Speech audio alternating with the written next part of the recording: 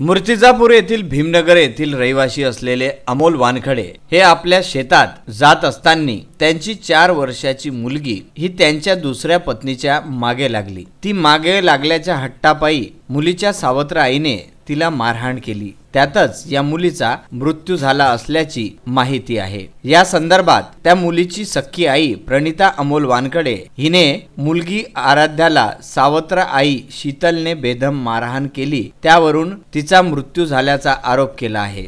मी आराध्याची सख्खी आई हा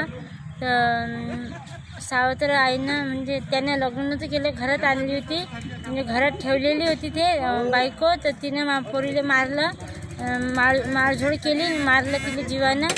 मूर्तिजापूर शहर पोलिसांनी या प्रकरणी आकस्मिक मृत्यूची नोंद केली आहे। पुढील तपास ठाणेदार दत्तात्रय आव्हाळे यांच्या मार्गदर्शनाखाली मूर्तिजापूर शहर पोलीस करत आहे। मूर्तिजापूरवरून विदर्भ न्यूज करिता बाळासाहेब गणोरकर।